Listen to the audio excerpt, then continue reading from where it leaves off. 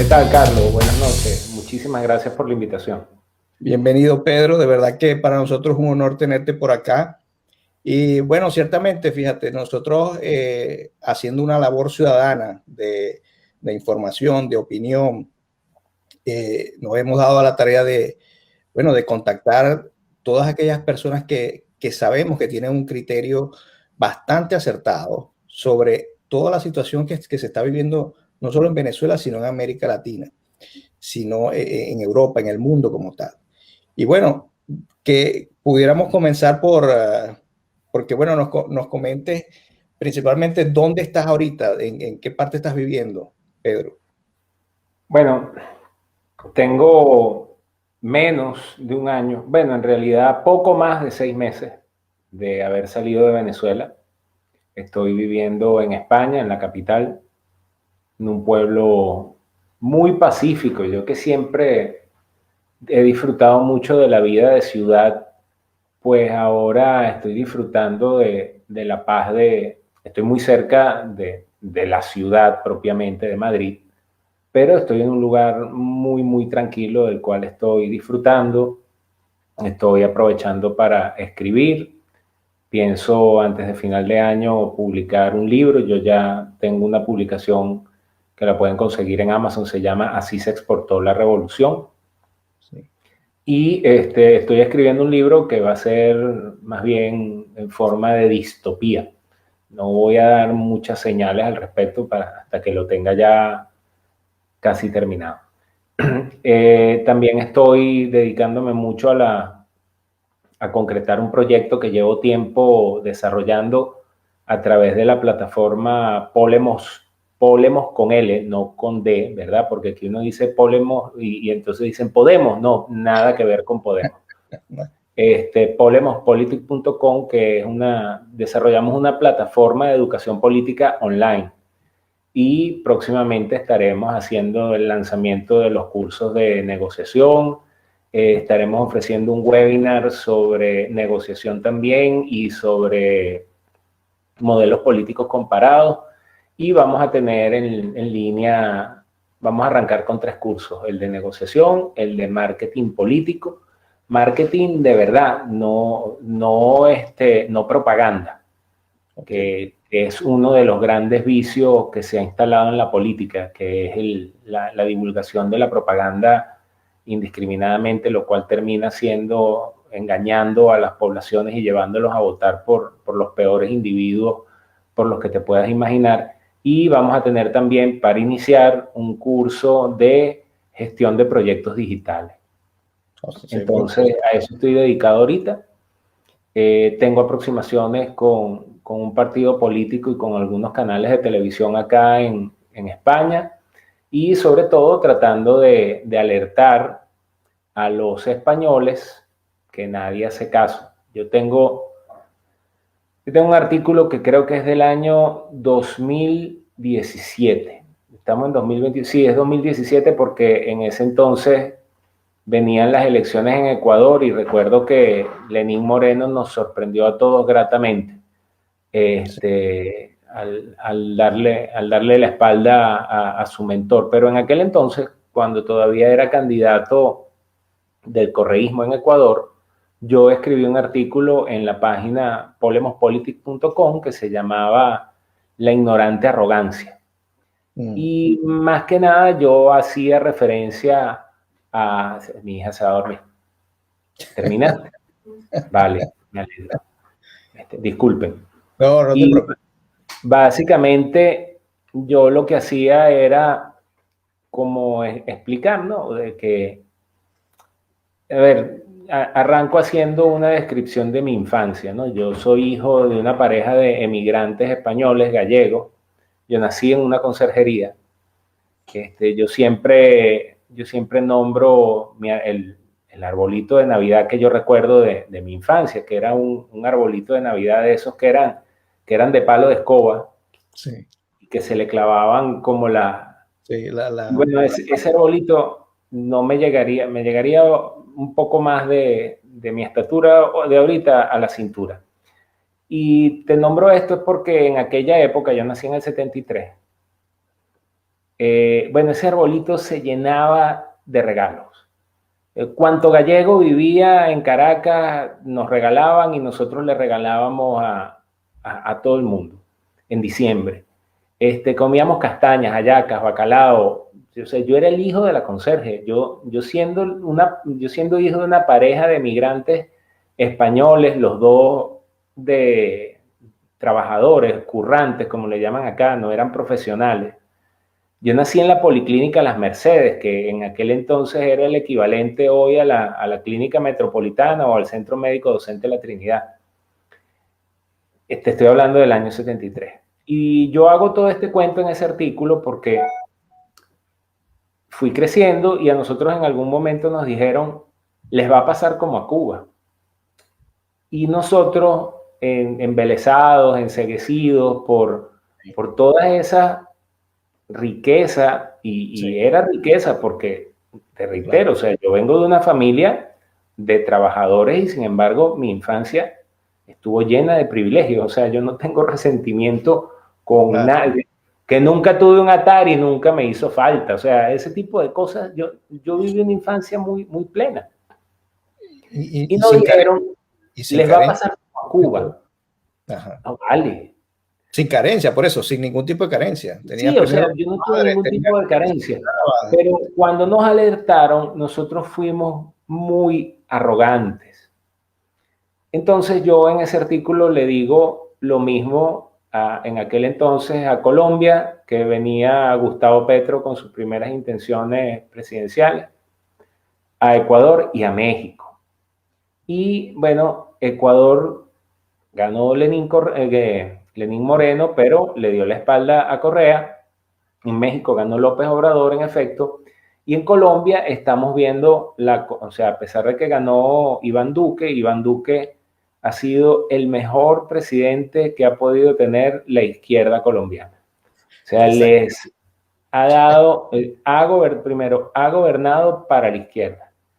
Y el que no entienda que la izquierda cuando pierde trata de destruir el país, pero cuando gana lo destruye, pues no ha entendido absolutamente nada. Lo mismo pasa con España.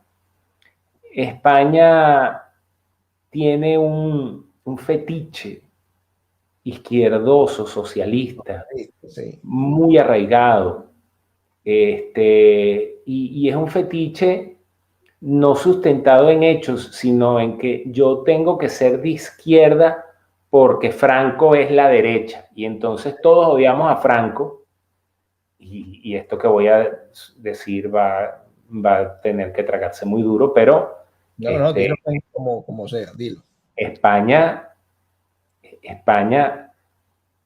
se construyó, la España de la transición, de lo que llaman la transición, que inicia en el 78, pues se construye sobre los cimientos que creó el general Francisco Hermenegildo Franco Bahamonde, que es un individuo que nunca voy a negar que fue un dictador, en efecto, es un dictador, y Norberto Bobbio aclara en su libro de Historia de los Modelos Políticos la diferencia entre las dictaduras y las tiranías. Fue un dictador como lo fue Pinochet, pero Franco tiene muchísimos méritos. Franco termina la Guerra Civil Española en el 39, coquetea con el nazismo y con las potencias del eje, y sí, tenía que hacerlo porque,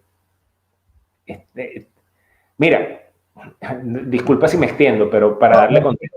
Porque es que fíjate, tú has hablado de Franco, ok, pero cosa curiosa, que todos los países cuando crecen de manera más, digamos, más sólida, son con los dictadores de derecha. Vamos a decir, bueno, a eso voy, pero es que fíjate que Franco era nazi, ya va.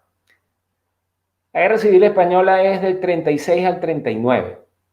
Poco más de un siglo de que hubiese ocurrido un incidente que fue lo que de hecho generó la independencia de los países de Iberoamérica, que es que Napoleón le dice a Fernando VII, mira, yo voy un momentico ahí a Portugal, pero nada más voy a cruzar España y voy a conquistar Portugal. Pero entonces le gustó y se quedó en España. Y entonces derrocan a Fernando VII. Eso es entre 1800, en 1810. Eso es lo que genera el movimiento del 19 de abril, que no es el primer grito de la independencia de Venezuela, como nos dicen. El 19 de abril de 1810 en Venezuela se instala una junta protectora de los derechos de Fernando VII. Eso fue el día que fuimos más españoles. Sí, así es. Porque Emparan iba a asumir la Capitanía General, pero a las órdenes de José Bonaparte, no de Fernando VII. Y luego ahí llegaron unos chicos, unos pijos, como le llaman acá a los cifrinos en España, que dijeron, bueno, ¿y por qué no aprovechamos esto y nos hacemos independientes? Yo te he hecho todo este cuento es porque cuando es la Guerra Civil Española, ya Francia, frontera con España, está ocupada por los nazis. Y Franco no se iba a arriesgar a que los nazis ocuparan España. Y cuando termina la Segunda Guerra Mundial, ya con Franco en el poder, España queda absolutamente aislada. Sí. Y Franco reconstruyó España totalmente aislado. Franco reconstruyó España sin recibir un centavo del Plan Marshall para la reconstrucción de Europa. Entonces superó una guerra civil, sin duda nadie desea una guerra civil porque es una de las cosas más cruentas que existen, pero a lo que voy es que España es construida sobre los logros de Francisco Franco. En Venezuela llegamos tú debes ser más o menos contemporáneo conmigo, probablemente tú eres un poco más joven que yo, sí, pero yo recuerdo que había una época en que, mira, llegaron unos autobuses nuevos y son Pegaso. Pegaso era una empresa española. Sí. Aquí en un año, si no me equivoco, en el 67 llegaron a ensamblarse 700 u 800 mil vehículos SEAT 600, que fue el carro utilitario de todos los españoles. Todas esas cosas, la industrialización de España fue destruida por el gobierno socialista de Felipe González, que convierte a España, y no estoy desmeritando en lo absoluto lo que es hoy en día España, en el gran centro turístico de Europa. O sea, España transitó de una economía industrializada a una economía de prestadores de servicios. Y España es un país muy bonito, y en función de esas bellezas genera una cantidad de atracciones y de lugares turísticos. Lo que ya estoy aterrizando con esto, lo que estoy tratando de decir es cuánto pudiésemos hacer nosotros en Venezuela nada más que en torno al turismo.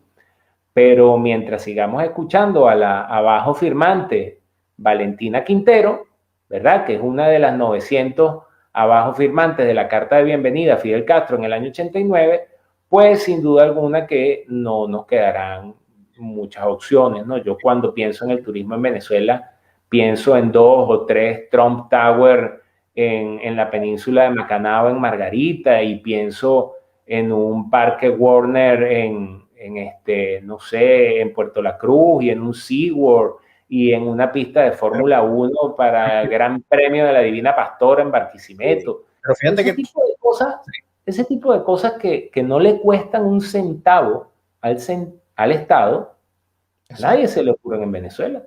Bueno, pero eso viene, Pedro, porque tú sabes que venimos también con un chicle, un cliché socialista en el cerebro de que es el papá Estado, el Estado rentista, y que muchas veces parece, como tú bien lo acabas de escribir, pero cuando los estados tienen un gobierno fuerte, duro, digamos, tú hablaste de Franco, pero yo pudiera decir Pérez Jiménez o también el propio Pinochet, que por cierto, tengo entendido que quien le diseña la política económica a Pinochet fue Milton Friedman, que lo tienen absolutamente. Los libertarios, lo tienen metido en el pecho, y no es que no lo tenga metido, por supuesto que sí, pero fíjense, el señor Pinochet le dijo a la escuela de los Chicago Boys: bien, necesito ayuda, ¿cómo hacemos aquí? Y bueno, el señor Friedman, como buen asesor, bueno, porque él dice que él no es asesor, él dice, no, yo nunca lo asesoré ni lo apoyé, solamente que envié los muchachos de la escuela de los Chicago Boys y No, diseñamos. de hecho sí estuvo ahí y yo escribí, lo que pasa es que fue hace mucho tiempo. Yo tengo otra página, porque Polemos Politics es mi página de mi empresa, ¿no? Okay. Pero tengo otra página que se llama pedropedrosa.com, que ahí está todo, absolutamente todo lo que yo he escrito desde que me fui de baja de la Armada. Y hay un artículo donde yo como que parafraseo la carta que le hace Milton Friedman a Pinochet, refiriéndose a varios temas, ¿no? En aquel entonces, él le dice por lo menos que, mire, si usted tuviese una inflación de un dígito, usted pudiese hacer una transformación o una transición económica paulatina. Pero como la tienen dos, tiene que hacer una terapia de shock. Terapia de shock. Imagínate en Venezuela cómo tendría que ser la cuestión, que la inflación está disparada hasta 4 dígitos. Santiago Carrillo, un nefasto comunista español, que era el presidente de las Juventudes Comunistas durante la Segunda Guerra Mundial, durante la Guerra Civil Española, fue quien ordenó la masacre de Paracuellos de Jarama. Okay. Paracuellos de Jarama es una masacre donde a los conservadores, por ser conservadores, y básicamente los conservadores españoles en aquel momento eran los realistas, o sea, los que apoyaban aún al rey Alfonso XIII, y los católicos, ¿verdad? Los sacan de una cárcel en Madrid para trasladarlos, y al llegar a Paracuellos, que eso queda muy cerca del aeropuerto de Barajas, fueron asesinados. Paracuellos, asesinados con tiros de gracia, ¿ok? Paracuellos es considerado el lugar del mundo donde hay más mártires enterrados. Y mártires porque, ¿cómo te digo? O sea, consideran mártir al que muere por su fe. Entonces eran personas a las que le decían que negaran de Cristo, que negaran de su fe, y decían que no, y eran asesinados. Santiago Carrillo, que tú lo dices ahí, legalización del Partido Comunista, fue constituyente en la transición española. Fue diputado de las Cortes en la transición española a la muerte de Franco. Una constitución que no se cumple. Bueno, no me voy a meter en ese tema porque me falta habilidad con el tema de la constitución española. Y sin duda la partidocracia es, o sea, aquí la política funciona a través no de líderes, no de ideas, sino a través del partido. Ahora fíjate una cosa, por ejemplo, el caso de Vox, que Vox es un partido, se supone de derecha dura, pero Vox, fíjate que él habla de contra el globalismo, que en verdad estamos de acuerdo, que quien quiere el globalismo, lo mismo se está metiendo por todas partes, pero digamos, las élites globalistas por excelencia generalmente son las coronas.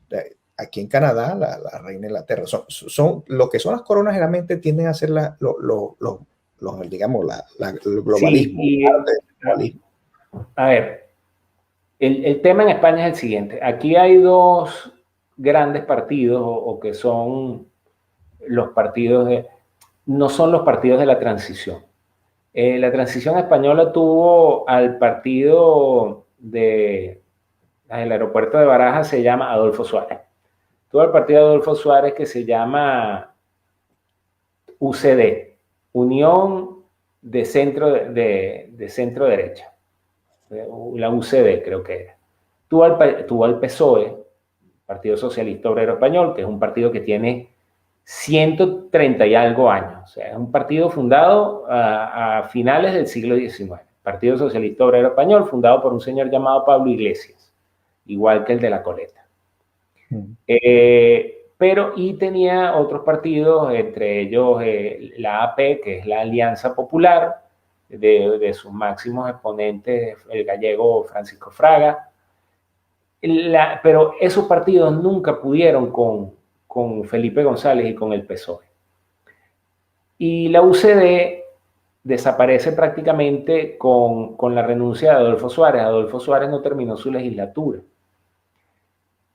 Y la gente del UCD corre a Alianza Popular. Y Alianza Popular termina convirtiéndose en lo que es hoy en día el Partido Popular. Pero el Partido Popular es un partido fundado propiamente en el año 89. O sea, creo, acaba de cumplir, si no me equivoco, 30 años el Partido Popular. ¿Por qué es el partido de oposición al PSOE? Bueno, porque son los que han estado en el gobierno. Recordemos que Felipe González estuvo 14 años en el gobierno. Después le siguió José María Aznar, después estuvo 8 años, después estuvo José Luis Rodríguez Zapatero, 8 años, después estuvo Mariano Rajoy, que estuvo 7 años nada más, que no le dejaron terminar la legislatura con una moción de censura que presentó el impresentable presidente del gobierno actual en España, Pedro Sánchez Pérez Castejón. ¿Qué pasa? Aquí la gente no vota, por ejemplo, la gente no vota ni siquiera por un presidente. La gente vota por una lista. Sí. Y esa lista es encabezada por un individuo. Entonces, si ese partido gana, ese individuo... Todos los que están en la lista, bueno, y entonces, por el tema del método de Hond, que es un método que debería utilizarse para la representación proporcional de las minorías, pero eso funciona exclusivamente así, pero tú puedes combinar el método de Hond con el método nominal. ¿A qué me refiero? O sea, no votar a una lista únicamente, sino que tú votas, por ejemplo, en una circunscripción a un diputado con su cara, ¿verdad? Y dejas una cuota de representación que va en lista. Y entonces, a través del método de Hond, entran los que le toquen entrar en las listas. Entonces, termino con esto. El problema de España es que el voto en el Congreso es del partido político. Es decir, tú no vas a ver que ningún diputado vote independientemente de lo que su partido diga. Eso complejiza mucho las cosas y eso hace que la separación de poderes esté comprometida desde el principio. ¿Por qué? Porque si tú vas a tener un poder ejecutivo que deriva del legislativo, entonces cuando se conforma esta mayoría en el legislativo y designan al presidente, pues ya el ejecutivo tiene prácticamente cooptado al legislativo. Eso funciona así, funcionaba así en la época PP-PSOE y funciona ahorita que el PSOE tiene una alianza con todos los partidos que odian y que desean destruir a España, que es una aberración, pero una aberración política bárbara. Como un Estado que debería practicar la eutaxia, ¿verdad? Es decir, la sobrevivencia el Estado busca sobrevivir, ¿verdad? Entonces, ¿cómo un Estado va a permitir que legalmente existan en su territorio partidos que buscan la distaxia de ese Estado, es decir, la disolución del Estado? Entonces tienes partidos como el PNV, V le dicen aquí a la B pequeña, ¿no? Que el PNV, que es el Partido Nacionalista Vasco, tienes a Bildu, que es lo que quedó de la ETA, tienes a Esquerra Republicana de Cataluña, tienes a la CUP, tienes un partido en Galicia que me da una vergüenza decirlo, porque yo soy hijo de gallego, pero hay un partido en Galicia que quiere separar a Galicia del resto de España. Ahora, eso es sin duda un problema y espero con eso responder el comentario. Hay algo que tú me nombraste antes a Vox y yo no lo desarrollé. Hay un problema y en ese problema es donde, o en ese error es en donde cae la señora María Corina y estas chicas muy bonitas, pero que de verdad provoca, no sé, no voy a decir nada para que luego no me llamen machista, machirulo, heteropatriarcal, opresor. Yo presumo que debe ser Gloria Álvarez y Antonella Martí. Gloria Álvarez y Antonella Martí. Ser de derecha no es ser únicamente liberal en lo económico. Sí, de hecho, esa es la imagen que quiere dar la derecha. Esa es la imagen que quiere dar Pablo Casado aquí en España. Entonces están buscando siempre el centro centrado. Y el centro es la nada. Exacto. Así es sencillo. El centro es la nada. Exacto, la Es ambigüedad. como ese meme de Scooby-Doo que está el villano y el catire, y entonces ¿de qué eres? ¿De izquierda o de derecha? No, yo no soy ni de izquierda ni de derecha, eres de izquierda. Eres de Izquierda, izquierda. así es, así es. Porque fíjate, en caso de Venezuela, ahí hay mucho guabinoso. O sea, hay gente, incluso la régimen chavista dice, ese es de derecha, pero mentira, ahí no hay derecha. O sea, digamos, en lo que Bravo. Lo que pasa es que en Venezuela, para empezar, hay movimiento de derecha, pero digamos, de lo que están en la MUT, toda esa gente que es de la MUT, esos son izquierdistas, todo. todo, absolutamente todo. ¿Qué pasa? Que así como el régimen venezolano secuestró a la oposición, hay un libro de un profesor de la Universidad Simón Bolívar que se llama Juan Carlos Martínez Meucci, que se llama Apaciguamiento. Y en apaciguamiento, a través de análisis de artículos de prensa de esa época, te estoy hablando del año 2004, de 2004 a 2006, Martínez Meucci desarrolla cómo esa sociedad que estaba altamente arrecha y encabronada y movilizada para sacar a Chávez, fue apaciguada y fue llevada a las elecciones en las cuales, si a mí me matan y yo me muero y una isla está rodeada de agua, en las cuales Manuel Rosales se presentó a la presidencia. Y todo lo que vino después de eso también. Todo eso. Lo que vino después de eso. ¿Ok? Entonces, la primera idea, ser de derecha no es únicamente tener una visión económica de libre mercado. Así es. Ser de derecha es ser en lo económico muy liberal en lo económico en cuanto al respeto irrestricto a la propiedad privada, al emprendimiento, al esfuerzo personal y al libre mercado, pero ser conservador en lo moral. ¿Ok? ¿Qué es ser conservador en lo moral? Ser conservador en lo moral es creer en la familia como la célula fundamental de la sociedad, respetar la vida de forma irrestricta, no andarnos inventando familias, ¿sabes? Ahorita le ponen familias homoparentales. No, mire, la familia es una cosa y es la familia natural, que es papá, mamá e hijo. Y yo siempre pongo este ejemplo. Si un mendigo se consigue todos los días un saco con habitualla, con pedazos de yuca y zanahoria y verdura y broma, y ese mendigo se pone en una esquina con una olla y unos palos y hace una sopa muy rica. Y le queda muy rica esa sopa. Y el tipo hasta vende la sopa y hay gente que le compra la sopa. Eso no hace de esa actividad un restaurante. ¿Ok? Exacto. O sea, él vende sopa.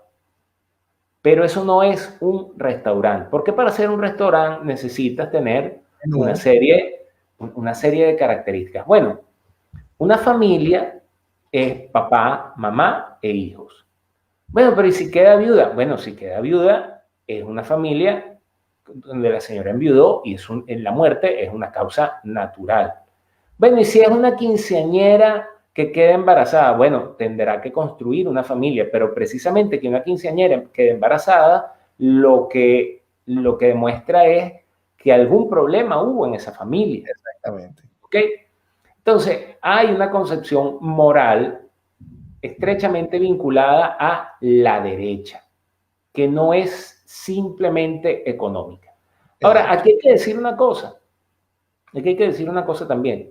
Porque el complejo de mucha gente es que, bueno, creen en la familia, no creen en el aborto, no creen en el matrimonio homosexual o en la unión que, por cierto, a los conservadores no les interesa lo que cada persona haga con sus partes íntimas. Eso es problema de ellos. El problema de nosotros es cuando ciertas cosas nos las quieren imponer por vía positiva. Nada más discriminatorio que una ley que te diga, y ustedes en Canadá lo viven, que tú a Juan tengas que llamarle Juana y que si tú no le llamas Juana puedas ir hasta 6 meses a prisión. Eso es absolutamente discriminatorio. Pero a lo que voy es a lo siguiente. Hay personas que creen en todo esto, pero bueno, son humanos, cometen errores, y entonces andan con el complejo de, bueno, yo no puedo decir lo que en realidad pienso porque entonces me pueden descubrir por otro lado otra cosa. La macabra corrección política. Entonces, ¿qué pasa? Hay que dejarse de ese complejo porque que usted sea humano, que usted se echó unos palos, que usted cometió algo, eso no deja de hacer que la verdad sea verdad. La diferencia entre un conservador y los progres es que el conservador comete un error y sabe que lo está cometiendo, pero no va a buscar un lobby, ¿verdad? No va a buscar, bueno, yo soy borracho. Y entonces, como yo soy borracho, me voy a buscar a todos los borrachos como yo para que legalicen no solo la bebida, sino el andar alcoholizado con la calle. La borrachera. No, eso no lo va a hacer un conservador. ¿Por qué? Porque eso es moralmente reprochable, ¿ok? La diferencia entre esa persona y un liber progre, ¿verdad? Es que el liber progre sí va a buscar la aprobación moral, pero por vía positiva. ¿A qué me refiero con la vía positiva? Es que, bueno, como a mí me gusta hacer esto, pero me siento moralmente reprobado, entonces lo que yo voy a hacer es montar un lobby para que lo que a mí me gusta hacer lo legalicen y yo lo pueda hacer sin que nadie me lo recrimine. Lo critico. Sí, entonces, ¿qué quieres? Voy a hablar me pasa que esto después se pone duro, voy a hablar del lobby LGBT, reitero, a mí no yo tengo uno o dos amigos homosexuales de bachillerato y nos hemos reencontrado aquí en Madrid y que a veces yo me pongo a pensar, oye, ¿será que nosotros somos los culpables? Porque en mi época no había bullying, pero había chalequeo, ¿verdad? Vale. Entonces, desde aquel entonces eran así y yo no siento ningún tipo de desprecio, ni de asco, ni de nada. O sea, eso de homofobia es mentira. Bueno, esas son cosas que ha creado estos mismos progres, estos mismos líderes progresistas, y que con eso hacen una bandera política con el fin de buscar votos y utilizan a las personas con determinada orientación sexual. Bueno, esta persona me dio una oportunidad, yo le pregunté, mire, ¿tú vas para la marcha del orgullo gay? Y me dice, no, yo no voy para eso, para eso no van gays, para eso van locas. Entonces, que el problema es que cuando tú por lo menos los ves, dos hombres en la calle y que anden de la mano, a mí no me interesa, ¿no? Pero de repente tú tienes un niño pequeño y le dices al niño, no veas eso. Entonces ellos lo que quieren es sacarte la ley de género y decirle, mira, usted no puede decirle eso a su hijo. No vale, mi hijo es mío. Exactamente. Aquí con los votos del PP acaban de aprobar una ley de protección a la infancia que lo que menos hace es proteger a la infancia, que más bien pone en peligro la patria potestad de los padres. Venezuela, aterrizando un poquito en Venezuela tenemos también derechistas cobardes, me imagino, que están ahí como que están y no están, porque hablan de mucho libre mercado, pero cuando se les toca el tema de aborto, ideología de género, una cantidad de temas, miran para otro lado y se hacen los locos. Carlos, el problema de Venezuela es el siguiente. El problema es que el problema en Venezuela, como te decía antes de que empezáramos, es que quedó atrapada en el peor de los mundos, ¿no? Y quedó atrapada en el peor de los mundos porque no hemos salido del socialismo primitivo, de la lucha de clases, y ya nos quieren imponer la nueva izquierda de las minorías oprimidas, ¿no? Del lobby LGBT, del feminismo. Exacto. ¿Quién se iba a imaginar hace 2 años aproximadamente, cuando salió el meme la canción meme ridícula esta del violador eres tú? Ajá. Que en la Plaza Brión de Chacaíto se iban a reunir unas tías a cantar esa canción? O sea, y te digo que quién se iba a imaginar, porque Venezuela es el país de la noche más bella del año. Exactamente. Venezuela. O sea, es el mundo al revés, ¿no? ¿Qué pasa? Que para hacer política hacen falta 3 cosas: dinero, dinero y más dinero. Y hay organizaciones que se dedican exclusivamente a repartir dinero con fines políticos. La más sonada de todas, pero pudiésemos conseguir algunas otras, es Open Society. Eso que nosotros recibimos con beneplácito y que todo el mundo comentar, mira lo que dijo tal ONG. Las ONG son en realidad los caballos de Troya destructores de la democracia. Los tentáculos. Porque empiezan a ocupar unos espacios con fines netamente políticos e ideológicos. Y esas ONG son financiadas por toda clase de organismos, por Open Society, por el International Republican Institute, por el USAID, por el National Endowment for Democracy, por la Agencia Europea para la Cooperación, etcétera, etcétera, etcétera. Fíjate. En Venezuela, ser opositor se convirtió en un muy lucrativo negocio. Y más si defiende estas banderas y este tipo de claro. Pero es que además, o sea, con la más absoluta perversión, y voy a llegar a lo que tú me hablas de la derecha en Venezuela, con la más absoluta perversión. ¿Por qué? Porque se creaban ONGs y esas ONGs a su vez eran satélites de los partidos políticos. Que si Voto Joven, Ciudadanía Activa, Control Ciudadano, Mundo Sin Mordaza, esas adherían a algún partido político. Entonces, por ejemplo, a un Mundo Sin Mordaza le daban en un año $1 millón y Mundo Sin Mordaza mandaba a hacer unas propagandas que le costaban $5.000, hacía unos foros durante todo el año que le costarían $20, $30.000 y todo lo demás iba para pago de oficinas, pago de salarios de los miembros de la ONG y para partidos políticos. Así funcionaban las ONG en Venezuela. Fíjate. ¿Qué ocurre? ¿Qué ocurre? Que la tiranía se dio cuenta de eso. De hecho, organizaciones de estas que te he nombrado llegaron a ser, o sea, de estas organizaciones de financiación que te he nombrado, llegaron a financiar a ONG montadas por el chavismo. Entonces se creó como que un status quo. Y la tiranía se dio cuenta de que era muy fácil mantener a una oposición embelesada con ciertos privilegios y les facilitaron el camino para secuestrar la posibilidad de hacer oposición. ¿Qué está pasando ahorita? Por ahí en estos días un individuo que se llama Oscar no sé qué broma salió anunciando que se había formado, que el CNE había reconocido al Partido Libertario de Venezuela. Mira, da risa. Y ojo, y el otro partido, o sea, que lo que te estoy describiendo es que el gobierno ya se dio cuenta de que hay un creciente entusiasmo por hablar de derecha en Venezuela.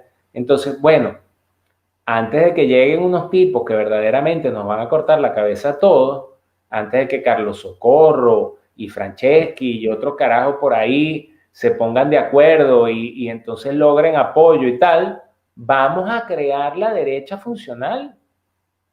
Claro. Vamos a crearla, vamos a alimentarla, vamos a amamantarla y entonces así la gente de una vez se decepciona también de la derecha y garantizamos que nosotros la tiranía continuamos en el poder y ellos, la oposición socialista, continúan secuestrando la posibilidad de hacer oposición. Así es, y eso siempre lo han hecho.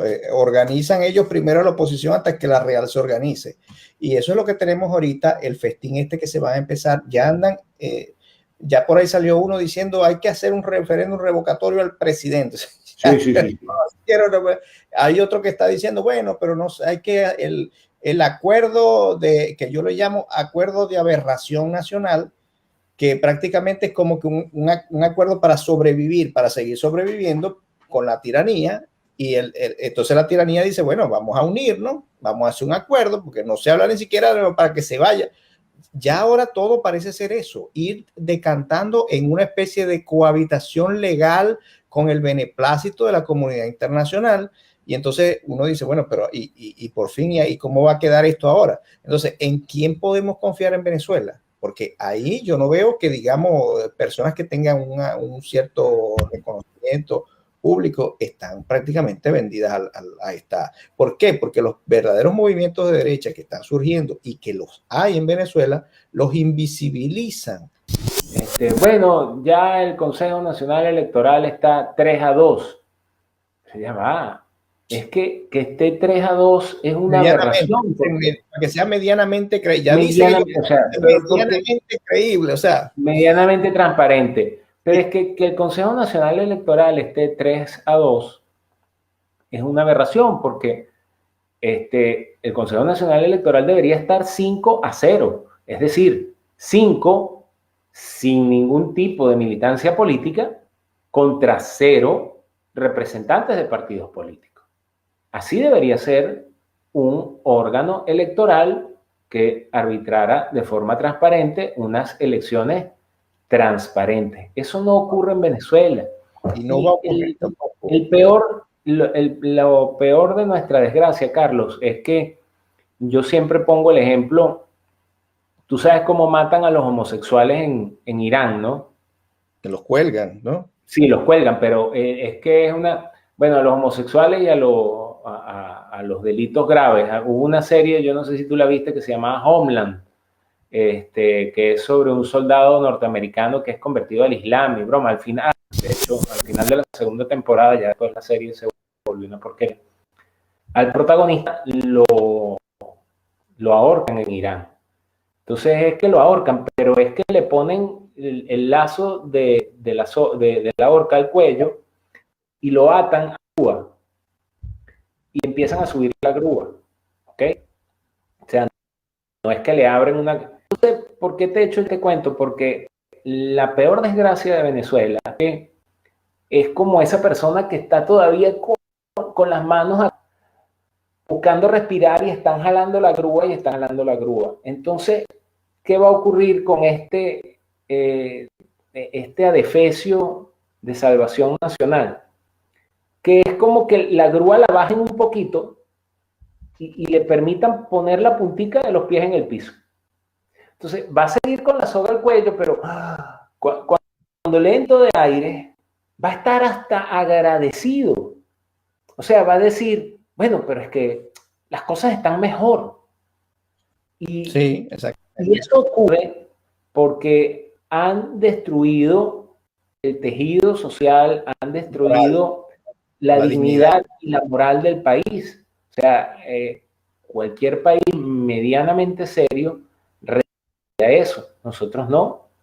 Nosotros hemos tenido casos de personajes nivel de tercer, cuarto nivel del chavismo, tal vez mencionados, pero no de los más conocidos, que terminan el chavismo y se van a Miami o vienen aquí a Madrid y entonces te los consigues en un restaurante. No me ha pasado, pero sí he visto fotos de gente tomándose fotos con personajes porque se los pidieron en un restaurante.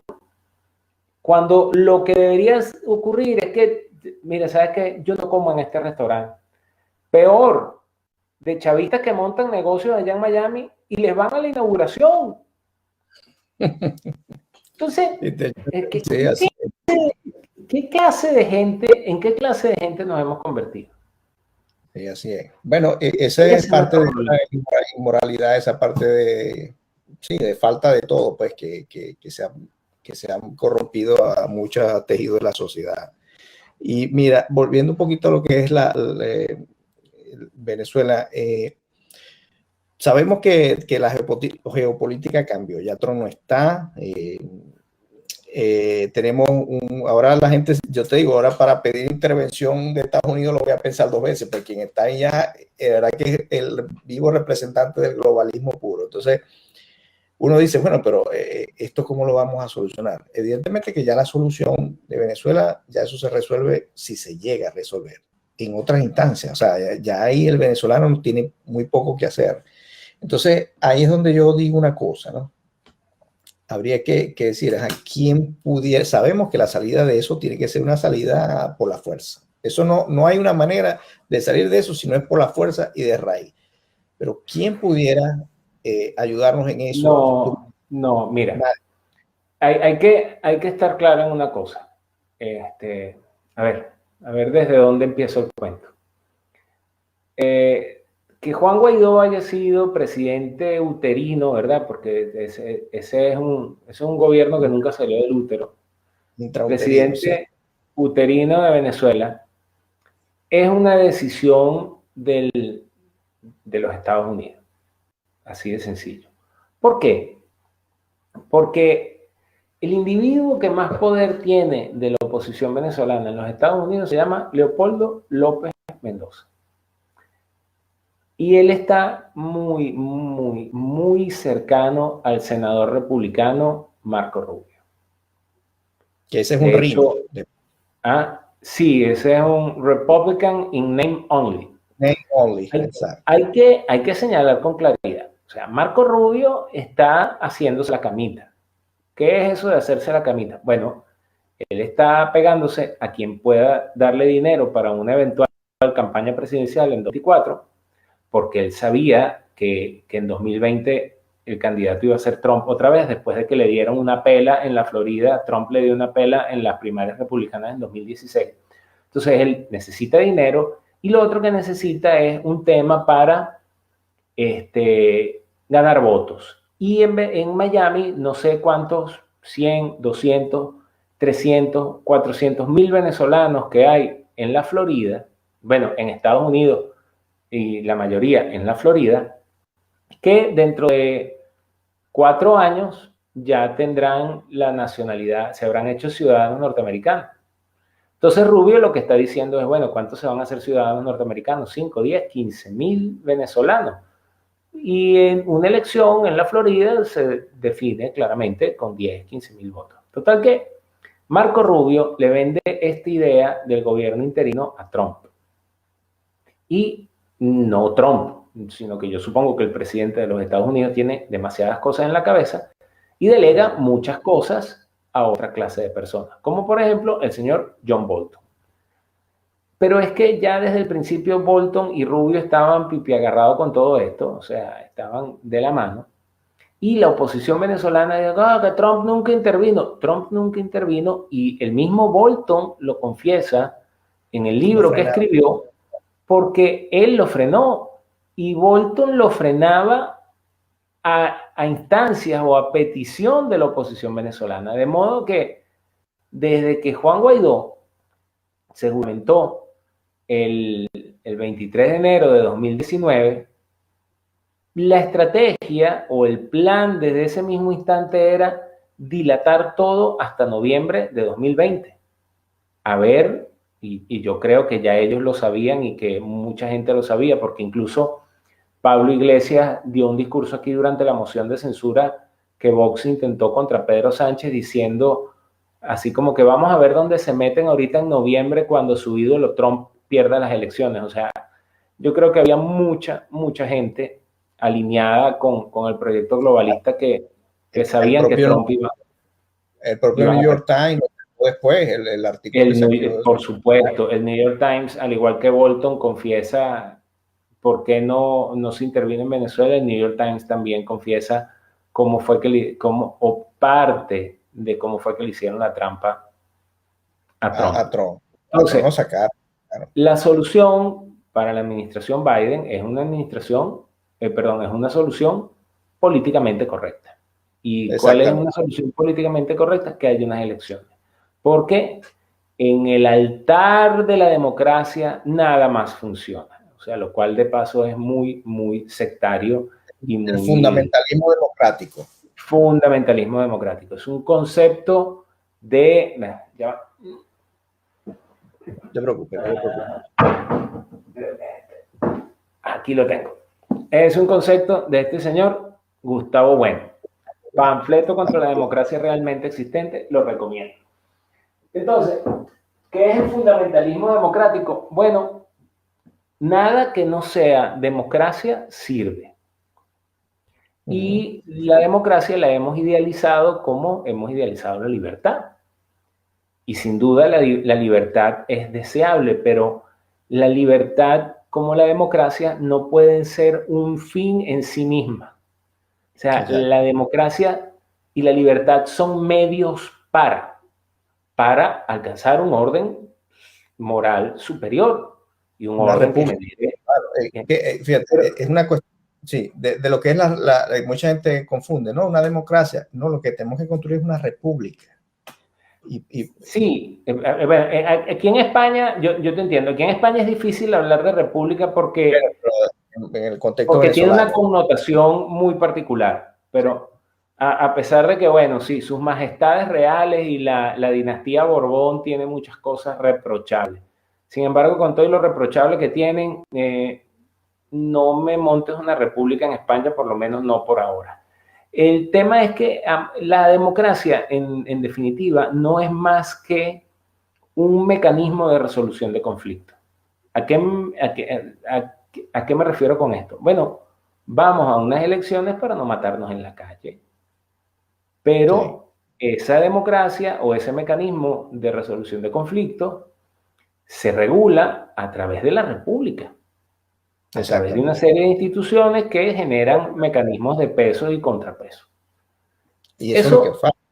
Entonces, ¿qué pasa? Que como hemos idealizado que si no es democrático, no sirve, entonces la solución para Venezuela, desde la perspectiva de la administración Biden, es que haya unas elecciones. No importa, con Maduro en el poder. Y esto es gravísimo porque si tú no aniquilas políticamente, no se trata de asesinar a nadie, pero si tú no aniquilas al chavismo, si tú no tratas al chavismo como se trató al nazismo, pues tendremos chavismo en Venezuela por 100 años como los argentinos han tenido peronismo en Argentina. Y eso no va a permitir nunca que el país... Mira, y es que el problema además no se arregla con unas elecciones, porque hay un libro del señor Francis Fukuyama, que tal vez es de los libros que yo me he leído de él, porque Fukuyama al final terminó haciéndole mucho daño no solo a los Estados Unidos, sino a Occidente, porque cuando Fukuyama dice el fin de la historia y dice que con la caída del muro de Berlín, pues ya está listo, ya todo se acabó, pues Occidente se durmió en sus laureles y crecieron todos estos monstruos con los que estamos enfrentándonos actualmente. Pero hay un libro del señor Fukuyama que se llama La construcción del Estado. Y él ahí relata cómo los países pobres terminan convirtiéndose en un chiringuito, así como son las ONG. Entonces, ¿qué pasa? Venezuela va a unas elecciones y por santo designio de la administración Biden y del señor George Soros, gana Leopoldo López. Bueno, entonces, ¿qué va a venir después? Un plan de ayuda a la reconstrucción de Venezuela. Que no viene solo, agenda globalista ahí metida. Bravo. Entonces, mira, ¿sabes qué? Tienes que aprobar el matrimonio homosexual, tienes que aprobar el aborto. Ideología de género. Ideología de género en las escuelas, todo eso viene en ese pinche libro. Sí, eso pero lo peor de ese plan, no lo peor, en efecto, eso es lo peor de ese plan de ayuda. Pero lo que va a acompañar además a ese plan de ayuda es que lo que va a llegar a la gente va a ser muy poco. Va a ser como la ONG, que entonces la ONG le dan $1 millón, entonces tienen que comprar un carro, tienen que comprar los pasajes para ir al foro tal y quedarse en el mejor hotel y pagarse unos sueldos y bromas. Y lo que verdaderamente va a llegar a la gente va a ser muy poco. Porque aquí yo siempre insisto en esto. El problema de Venezuela no es quién gobierna y quién no. El problema de Venezuela es que tenemos, ya lo dije, el tejido moral y social destruido. Tenemos por lo menos 2 generaciones de venezolanos que han crecido desnutridos, que jamás y nunca van a poder desarrollar plenamente sus capacidades físicas e intelectuales. Tenemos grupos de guerrilla urbana conocidos como colectivos, que fueron amamantados y criados y armados por el propio régimen. Tenemos a las FARC, tenemos al ELN, tenemos al Frente Bolivariano de Liberación, que le llaman los boliches. Tenemos a Turquía sacando aproximadamente 21 toneladas de oro anual del arco minero del Orinoco. Tenemos células de fundamentalismo islámico instalado. Tenemos a los rusos, a los chinos, a los iraníes. Hay un avanzado proceso de islamización de una parte del territorio venezolano. Entonces, ¿qué me va a venir a decir Leopoldo López? Que él con su agenda globalista va a arreglar Venezuela. Oye, vamos a Cristo. Esa es la cosa. Leopoldo yo lo veo como que ese es el hijo de Biden, el hijo de Soros, de toda esa... hasta con la Leopoldo corbata López, verde sale por todos lados. Muy rápido. Leopoldo López, después de hacer unas elecciones internas en su partido Voluntad Popular y escoger la directiva del partido, colocó a dedo en la directiva nacional del partido a un señor que se llama Tomás Mariano Adrián, a quien todos conocemos como Tamara Adrián, quien se ufana de ser el principal o el primer diputado transgénero de Venezuela. Ese señor es uno de los lobistas LGBT más importantes del planeta, que pertenece a una organización de lobby gay que se llama Idaho o Iowa, que no se llama así por el nombre de la ciudad de los Estados Unidos, sino por un acrónimo, ¿no? Planned Parenthood, ese señor siempre ha sido miembro del capítulo Venezuela de Planned Parenthood que se llama PLAFAN. Y Planned Parenthood ha financiado reiteradamente a PLAFAN, y eso lo pueden ver ustedes en la página IPP, International Planned Parenthood, ippf.org. Cuando se metan, busquen partners y busquen cuál es el partner de Planned Parenthood en Venezuela, van a conseguir PLAFAN. Váyanse a la página de PLAFAN y vean quién siempre ha estado en la directiva de PLAFAN. López es el caballo de Troya de Soros y de la agenda globalista en Venezuela. Y lo peor es que cuando tú ves a alguien como María Corina Machado, y entonces tú dices, bueno, es que como aquella canción de Alejandro Sanz, ¿no? Y si fuera ella.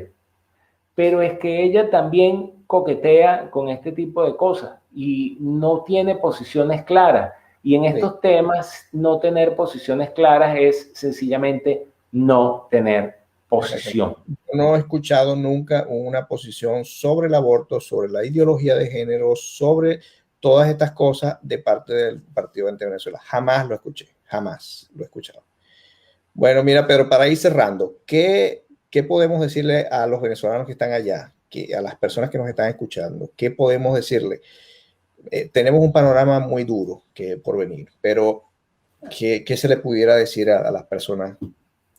Mira, yo todavía estoy como que, o sea, pasando mi guayabo, ¿no? Porque estoy como Charlie Mata. Yo era, pero me salí. Entonces, yo era de los que estaba en Venezuela y yo tengo muy poco tiempo de haber emigrado y decía, oye, pero es que no nos entienden. Entonces ya va. Yo los entiendo muy bien porque yo no tengo 2 años afuera de Venezuela. Yo tengo unos meses que me fui. Sin embargo, siento así como que, bueno, ya no soy el más indicado para.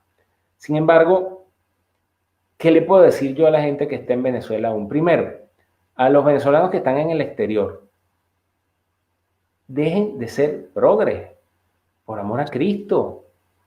O sea, uno se los consigue aquí y o sea, con esa cabeza tan llena de cucarachas. Uy, ahora aquí hay progres aquí en Canadá. Bueno, y los hay en Miami, y los hay en Colombia, y los hay en donde vaya. Terminemos de entender qué le pasó a Venezuela. Segundo, a los venezolanos que están en Venezuela, mi admiración y mi respeto. O sea, yo terminé tomando la decisión de irme porque ¿saben qué? Porque yo ya viví. O sea, yo soy un tipo que me considero todavía joven, pero para mí era muy frustrante, estando en Venezuela, llevar a mi hija al British Council. Mi hija va a cumplir ya 20 años, o ya lo tiene. Y entonces decirle, mira, cuando yo estaba en la escuela naval, yo me bajaba aquí en la Plaza Brión de Chacaíto y me comía una arepa aquí en Doña Carautica y me iba caminando, pasaba el CBA de las Mercedes a las 9, 10 de la noche y me iba para Shock, me iba para Liverpool, o en otras ocasiones me quedaba aquí en Chacaíto en el Can Music Hall. Y o sea, ese era lo que yo hacía teniendo la edad de ella. Imposible para ella hacerlo. No, ya eso, exactamente. Entonces, mira, aquí, ajá, yo dije, ella tiene que vivir. El problema, lo que yo le recomendaría a los venezolanos que aún están en Venezuela es que no se dejen meter el dedo nuevamente. No se va a solucionar un problema de 20 años solamente porque usted vaya. Que votar es lo deseable, sí, es lo deseable, pero no es en este momento lo aconsejable. De los problemas se sale haciendo no lo que se quiere hacer, sino lo que se debe hacer. Exactamente, fíjate, bueno, no sé cuánto me quede de tiempo, no sé si Master me dice cuánto tenemos de tiempo, pero aquí preguntan rapidito, la opinión de Bukele. Bukele es muy controversial. ¿Qué opinión te merece rapidito Bukele? Bukele es más extraño porque era con el Che Guevara, de no sé qué, hablaba de izquierda, viene del Farabundo Martí, incluso tenía esta de asesora al impresentable de Toledo. A ver. Pero hace todo lo contrario a lo que la izquierda plantea. O sea, no sé. Sí, ¿no? Yo creo, a ver, yo creo que Bukele es un tipo inteligente. Y si no inteligente, astuto. ¿Ok? Ahora, a mí lo que más me inquieta de Nayib Bukele es que se gaste esa clase de personaje de asesores. Pero no te asustes, que el PP también lo tiene por acá, ¿ok? El Partido Popular. Yo espero que Nayib Bukele pase. Yo no puedo decir que haya hecho un mal gobierno. Parece que ha alcanzado ciertos logros para El Salvador y eso es siempre es celebrable. Wow. Veamos qué sucede ahora que controla todos los poderes. Veamos si en realidad tiene la vocación totalitaria que parece tener. O veamos si en efecto logra sentar las bases para que otra persona de su partido repita o venga un presidente de otro partido. Sí, a mí en particular, a mí no me agrada. O sea, yo no sería un tipo que él tiene a veces él tiene el origen que tiene y a veces tiene un discurso medio trompista, así es como, o sea, no sabe, es una cuestión que de verdad que no es impredecible, no lo podemos. Es un tipo impredecible, me quitaste la palabra de la boca. No puede ni siquiera etiquetar, pues. Ajá, un día se pone una franela del Che Guevara y el otro día se pone una de Trump. Y lo otro que me incomoda, y es una parte más que nada, es una cuestión más que nada estética. O sea, el presidente de la República tiene que comportarse y vestirse como el presidente de la República. Sí, tiene una corbata, no usa corbata. ¿Quién chabacanizó y entierró, o sea, de tierrúo, ¿verdad? Exacto. Entierró la política venezolana? Hugo Chávez. ¿Cuál es el uniforme oficial de un político venezolano? Camisita Columbia, ¿verdad? Guayabera, vaina, uniforme oficial. Entonces, el político tiene que inspirar, ¿verdad? E inspirar a la gente a ser mejor. Eso de que me rebajo al nivel de, no, mire, hay otras herramientas para generar proximidad con el electorado que no son precisamente vestirse como un pordiosero. Así es, mira Pedro, de verdad que bueno, por mí hubiésemos quedado aquí, amanecemos conversando, porque de verdad que es muy grato conversar contigo. Y mira, te doy las gracias, sobre todo porque quería decirle aquí a la audiencia que aquí yo tengo las 8:15 horas Montreal y tú tienes allá que las 2 de la mañana en España. 2:15. Exacto, entonces bueno, de verdad que yo te doy las gracias por eso, muchísimas gracias y vamos a estar en contacto, Pedro, para hacer más cosas buenas en el futuro. Siempre a tus órdenes, Carlos. Muchísimas gracias por la invitación. Por supuesto, gracias Pedro Pedrosa esta vez.